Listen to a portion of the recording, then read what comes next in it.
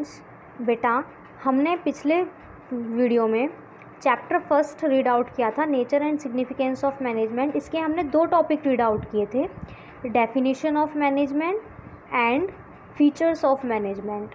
आज हम इसके ऑब्जेक्टिव्स पढ़ेंगे, ऑब्जेक्टिव्स ऑफ मैनेजमेंट। तो सबसे पहले हम इसका मीनिंग जानते हैं, मीनिंग क्या होता है।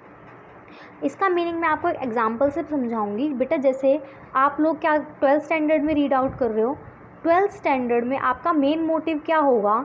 जैसे किसी बच्चे का मेन मोटिव होना चाहिए कि उसके क्या 90% मार्क्स उसके मैक्सिमम आने चाहिए या फिर 90 से अबव मार्क्स आने चाहिए, सब यही चाहते हैं। तो अब क्या कर रहे हो आप लोग, मेहनत कर रहे हो उसके लिए, इतनी मेहनत कर रहे हो कि जिससे कि आपकी क्या आ सके, 90 से अबव मार्क्स आ सकें। अब 90 से अबव मार्क्स लाने के लिए आप पूरी साल मेहनत करते हो। ऐसे ही मैनेजमेंट है। मैनेजमेंट क्या करता है, अपने ऑब्जेक्टिव को कंप्लीट करने के लिए पूरी साल वर्क करता है, जी तोड़ के मेहनत करता है। तो इसका क्या मतलब हुआ कि ends towards which the activities are directed and standards against which the performance is assessed. मतलब ऐसा काम करो जिससे कि आपका ऑब्जेक्टिव अचीव हो सके। जो भी आप वर्क कर रहे हो वो वर्क किस लिए करो, आप अपने ऑब्जेक्टिव को कंप्लीट करने के लिए वर्क करो, अपने गोल के लिए वर्क करो। अंडरस्टैंड। अब ऑब्जेक्टिव्स आपके 3 टाइप्स के होते हैं, organisational objective, social objective and personal objective. अब आप सबसे पहले हम ऑर्गेनाइजेशनल ऑब्जेक्टिव्स के बारे में रीड आउट करेंगे। ऑर्गेनाइजेशनल ऑब्जेक्टिव्स क्या होते हैं। ऑर्गेनाइजेशनल ऑब्जेक्टिव का मतलब होता है एक तरह से बिजनेस के ऑब्जेक्टिव। सबसे पहले मैं आपसे पूछती हूँ कि आप बिज़नेस के लिए क्या चाहते हो, क्या होना चाहिए आपके बिज़नेस में। हर किसी के माइंड में सिर्फ फर्स्ट ऑप्शन यही आएगा कि आपके बिज़नेस में ज़्यादा से ज़्यादा प्रॉफिट हो। अब लेकिन सिर्फ प्रॉफिट होगा, बिज़नेस चलता रहेगा, सारा काम हो जाएगा? नहीं, प्रॉफिट के साथ साथ ऑर्गेनाइजेशनल ऑब्जेक्टिव में और भी चीज़ें बहुत ज़रूरी होती हैं। जैसे फर्स्ट है सर्वाइवल। सर्वाइवल का मतलब होता है कि बिज़नेस का रन होना बहुत ज़रूरी है।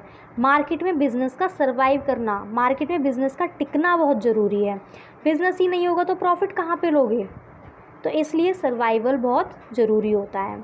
नेक्स्ट, फिर आपका मेन मोटिव होना चाहिए प्रॉफिट, फिर आप प्रॉफिट कमाओगे।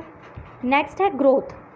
फिर जब आपके पास प्रॉफिट ज़्यादा होगा तो आप क्या चाहोगे कि आपका बिज़नेस ग्रो अप करे, हर किसी से बड़े लेवल का आपका बिज़नेस होना चाहिए। आप इतने कॉम्पिटिटिव हो जाओ, इतने कॉम्पिटिटिव हो जाओ कि आपका बिज़नेस इतना ग्रो हो जाए कि आपके पास प्रॉफिट ही प्रॉफिट हो, बिज़नेस इतना ग्रो हो जाए, आपका नाम हो, गुडविल हो अच्छी।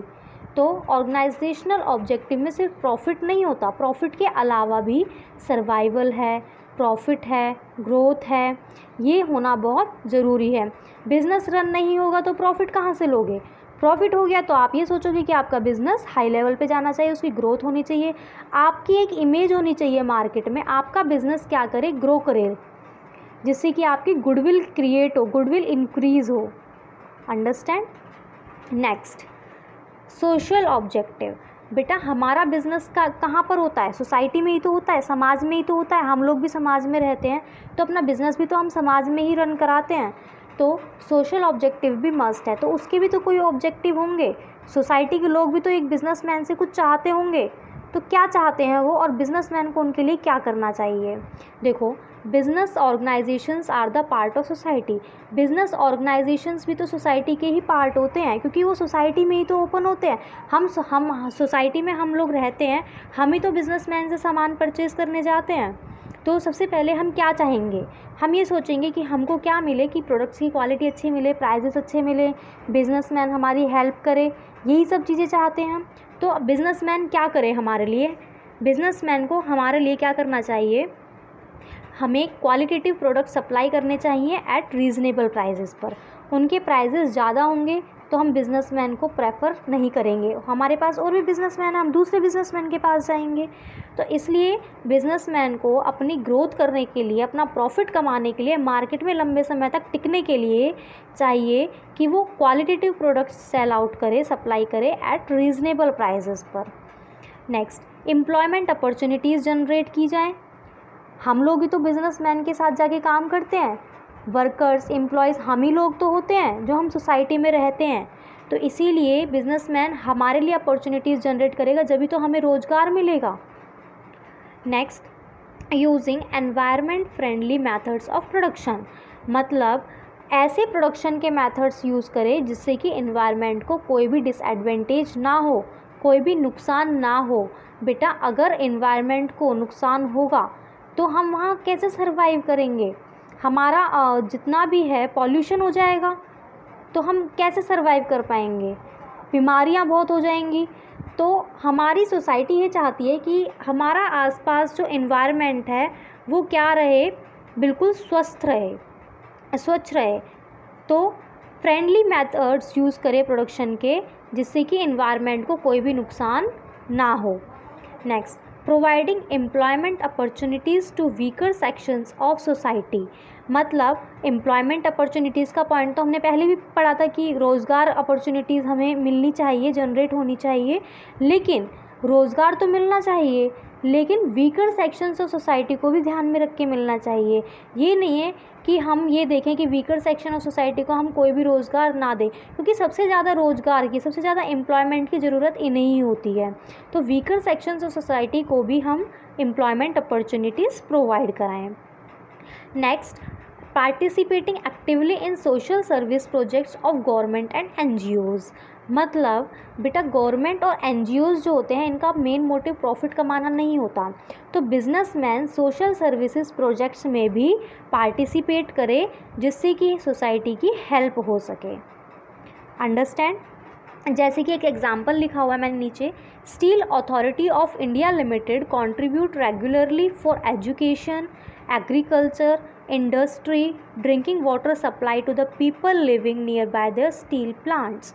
वहाँ पर जो आसपास लोग रहते हैं उनके लिए क्या कर रहा है steel Authority of India Limited, contribute किसके लिए, क्या कर रहा है कंट्रीब्यूट, एजुकेशन में, एग्रीकल्चर में, इंडस्ट्री, ड्रिंकिंग वाटर सप्लाई उनको फैसिलिटी दी जा रही है। तो बिजनेसमैन का बहुत बड़ा हेल्प होता है सोसाइटी के लिए जिससे कि हमारी सोसाइटी क्या हो, डेवलप हो सके। अंडरस्टैंड? Next, personal objective.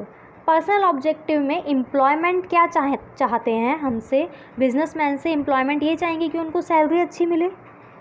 आप कहीं भी काम करोगे तो आप यही तो चाहोगे सबसे पहले कि आपको क्या मिले, कॉम्पिटिटिव सैलरी मिले। सैलरी आपकी क्या होनी चाहिए, अच्छी होनी चाहिए, आपके लेवल की होनी चाहिए, जिस लेवल का आप वर्क करो उस लेवल की आपकी सैलरी होनी चाहिए। Next, personal growth and development. फिर आप ये चाहते हो कि आपकी ग्रोथ एंड डेवलपमेंट भी हो, जैसे कि आप लोगों के लिए कुछ अच्छे अच्छे प्रोग्राम्स बनाए जाएँ, ट्रेनिंग प्रोग्राम्स, प्रमोशन प्रोग्राम्स, जिससे कि क्या हो, आपकी ग्रोथ एंड डेवलपमेंट होती रहे। नेक्स्ट, ट्रेनिंग प्रोग्राम्स भी हों, इसके अंदर ट्रेनिंग भी आती है। Next, good and healthy working condition. अगर बेटा आपको ऐसे कंडीशन में वर्क करा दिया जाए जहाँ पर पानी की व्यवस्था ना हो, प्रॉपर साधन ना हो कोई, तो क्या आप वहाँ वर्क करना पसंद करोगे? नहीं। तो good and healthy working condition होना चाहिए, वहाँ का एरिया स्वस्थ होना चाहिए, स्वच्छ होना चाहिए, वहाँ पर प्रॉपर फैसिलिटीज़ होनी चाहिए, आपकी हेल्थ को कोई भी नुकसान ना हो, ऐसा आप सोचोगे। Next, peer recognition. Peer recognition क्या होता है, self respect and respect for colleague. बेटा कोई भी एम्प्लॉय ये चाहता है कि वो अपनी सेल्फ रिस्पेक्ट ना खोए, कहीं पर भी वो काम करेगा तो सबसे पहले वो ये चाहता है कि उसके कलीग उसकी रिस्पेक्ट करें, जो उसके आसपास लोग काम कर रहे हैं या जो भी उसके साथ वाले हैं, ग्रुप के लोग हैं, बंदे हैं, वो क्या करें, उनके कलीग उनकी रिस्पेक्ट करें। तो एम्प्लॉयज़ हमेशा इसी बात को ध्यान में रखते हैं, जहाँ उनकी सेल्फ रिस्पेक्ट गई तो वो वहाँ पर डीमोटिवेट हो जाएंगे, वो वहाँ पर सही से वर्क नहीं कर पाएंगे। तो एम्प्लॉयज़ का मोटिवेट होना, सैलरी उनकी सही होना, उनकी प्रॉपर रिस्पेक्ट करना, उनकी हेल्थ का ध्यान रखना, प्रॉपर वर्किंग कंडीशन उनके लिए होना चाहिए। तो पर्सनल ऑब्जेक्टिव्स में हम यही चीज़ें पढ़ते हैं कि एम्प्लॉयज़ का इन सब चीज़ों में बहुत बड़ा रोल होता है। एम्प्लॉयज़ अगर एम्प्लॉयज़ ही हमारे हमसे सहमत नहीं है तो हम कुछ नहीं कर पाएंगे, बिज़नेस ग्रो नहीं कर पाएगा, क्योंकि वर्क करना तो एम्प्लॉयज़ को ही है। तो इसीलिए हमें एम्प्लॉयज़ की इन चीज़ों को ध्यान रखना होता है, पर्सनल ऑब्जेक्टिव को ध्यान रखना होता है। अब हमने अभी पढ़ा, ऑब्जेक्टिव्स पढ़े थे हमने, पहला पढ़ा ऑर्गेनाइजेशनल ऑब्जेक्टिव, सेकंड पढ़ा सोशल ऑब्जेक्टिव, थर्ड पढ़ा पर्सनल ऑब्जेक्टिव। ऑर्गेनाइजेशनल में हमने सर्वाइवल, प्रॉफिट एंड ग्रोथ के बारे में पढ़ा। सोसाइटी में हमने पढ़ा कि हमारा सोसाइटी जो है, बिज़नेस जो है हमारा सोसाइटी का ही पार्ट होता है। पर्सनल में हमने पढ़ा कि एम्प्लॉयज़ क्या क्या चाहते हैं। नेक्स्ट, अब आते हैं हम इम्पोर्टेंस ऑफ मैनेजमेंट की तरफ। हम इम्पोर्टेंस के बारे में बात करते हैं, मैनेजमेंट की क्या क्या इम्पोर्टेंस होती है, मैनेजमेंट क्यों ज़रूरी होता है। सबसे पहले मैनेजमेंट क्यों होता है, क्यों ज़रूरी होता है। अपने गोल को अचीव करने के लिए हम मैनेजमेंट की व्यवस्था करते हैं, मैनेजमेंट ज़रूरी होता है। मैनेजमेंट किस लिए होता है, achieving the group goal. Management ही तो मदद करता है हमारे गोल को अचीव करने में। मैनेजमेंट नहीं होगा, हम गोल प्लानिंग करके बैठ जाएं कि हाँ हमें 100 लैपटॉप सेल आउट करने हैं, मैनेजमेंट नहीं है, कैसे सेल आउट करोगे। जब तक मैनेजमेंट नहीं है, मैनेजमेंट साथ नहीं है तो सेल आउट नहीं होंगे ना। तो इसलिए मैनेजमेंट हमारी हेल्प करता है कि ग्रुप का गोल अचीव हो सके। Understand. Next, it improves efficiency. ये क्या करता है, एफिशिएंसी भी इम्प्रूव करता है हर वर्कर की। इसमें क्या होता है कि वर्कर्स क्या हो कि टाइम पर काम करें, प्रॉपर वेस्टेज ऑफ रिसोर्सेज ना हो। वर्कर्स की एफिशिएंसी भी ध्यान में रखता है, एम्प्लॉयज़ की एफिशिएंसी भी ध्यान में रखता है। इसकी भी क्या होती है, इम्प्रूवमेंट होती है वर्कर्स की, एम्प्लॉयज़ की। तो इम्पोर्टेंस ऑफ मैनेजमेंट का ही पार्ट होता है ये भी, it improves efficiency. Next, management creates a dynamic organisation. बेटा हमने पहले भी पढ़ा था फीचर्स में कि हमारा एनवायरनमेंट कैसा है, इकोनॉमी कैसी है, डायनेमिक है, चेंज होती रहती है। तो management creates a dynamic organisation, तो हमारा बिजनेस भी तो उधर ही है, हमारा बिजनेस भी तो एक डायनेमिक इन्वायरमेंट में ही रन करता है। तो इसीलिए management creates a dynamic environment. तो डायनेमिक चेंज जो हमारा चेंज होता रहता है, तो हमें उसके अकॉर्डिंग, इन्वायरमेंट के चेंज के अकॉर्डिंग हमें अपने ऑर्गेनाइजेशन में, हमारे बिजनेस में चेंज लाना पड़ता है। तो ये काम भी तो मैनेजमेंट ही क्रिएट करता है। मैनेजमेंट नहीं होगा तो हम चेंजेस नहीं कर पाएंगे। तो मैनेजमेंट हमारी डायनेमिक ऑर्गेनाइजेशन में रन करने में, क्रिएट करने में हेल्पफुल होता है। Next, it helps in achieving और पर्सनल ऑब्जेक्टिव्स। हमने अभी पढ़ा था एम्प्लॉयज़ के पर्सनल ऑब्जेक्टिव्स क्या क्या होते हैं, पीयर रिकॉग्निशन पढ़ा था, कॉम्पिटिटिव सैलरी पढ़ा था, good and healthy working condition पढ़ा था। तो यही सब होता है कि पर्सनल ऑब्जेक्टिव्स में, कि पर्सनल ऑब्जेक्टिव्स अचीव होने चाहिए, इसके लिए भी मैनेजमेंट बहुत ज़रूरी होता है। हमारे एम्प्लॉयज़ मोटिवेट होंगे, अच्छे से वर्क करेंगे। अगर वो मोटिवेट ही नहीं होंगे तो वर्क कहाँ से करेंगे। उनके लिए हेल्दी वर्किंग कंडीशन होना चाहिए, जिससे कि वो अच्छे से अच्छा वर्क कर सकें, जल्दी से जल्दी वर्क कर सकें, कोई भी लेजीनेस ना दिखाएं। तो ये होता है हमारा पर्सनल ऑब्जेक्टिव। नेक्स्ट है, it helps in development of society. तो सोसाइटी के डेवलपमेंट में भी बहुत हेल्प करता है। हमने सोसाइटी के लिए पढ़ा था काफ़ी चीज़ें, जैसे कि क्वालिटेटिव प्रोडक्ट सेल आउट करने एट रीज़नेबल प्राइजेस पर, एनजीओज़ वगैरह, इन चीज़ों की भी हेल्प करनी चाहिए। तो यही सब होता है हमारा सोसाइटी के डेवलपमेंट में भी बहुत हेल्पफुल होता है मैनेजमेंट। नेक्स्ट है, it brings harmony in work. बेटा हारमोनी का मतलब आप लोगों को क्या होता है, कभी कभी कंफ्यूज करता है कि क्या मीनिंग है इसका। हारमोनी का मीनिंग है एकता। हम जो भी काम कर रहे हैं उसमें एकता होनी चाहिए। हम ग्रुप में काम कर रहे हैं लेकिन ऑब्जेक्टिव एक होना चाहिए। हाँ, अगर हम, जैसे कि हमारा ऑब्जेक्टिव है 100 लैपटॉप सेल आउट करने का, तो हमारा मेन मोटिव यही होना चाहिए कि 100 लैपटॉप सेल हों। लेकिन ये एक का ऑब्जेक्टिव नहीं, जितने भी ग्रुप में पीपल्स हैं, जैसे कि 4 पीपल्स हैं, उन्होंने क्या किया है, एक ऑब्जेक्टिव बनाया कि 100 लैपटॉप्स आपको सेल आउट करने ही करने हैं। तो सबका यही ऑब्जेक्टिव होना चाहिए, इसी ऑब्जेक्टिव के लिए आप वर्क करो, कोई किसी और ऑब्जेक्टिव के लिए आपको वर्क नहीं करना। तो उसको बोलते हैं it brings harmony in work. काम में एकता बहुत ज़रूरी है। अगर आप मिलजुल कर काम करोगे तो आपका काम टाइम पर अचीव होगा, टाइम पर हो पाएगा, और रिसोर्सेज की भी वेस्टेज नहीं होगी। अंडरस्टैंड। तो इम्पोर्टेंस में हमने क्या पढ़ा, it helps in achieving group goal, it improves efficiency, management creates a dynamic organisation, it helps in achieving personal objective, it helps in development of society, it brings harmony in work.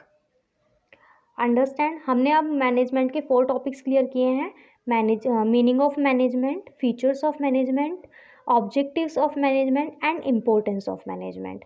अब हम next video में levels of management and nature of management cover up करेंगे। Thank you.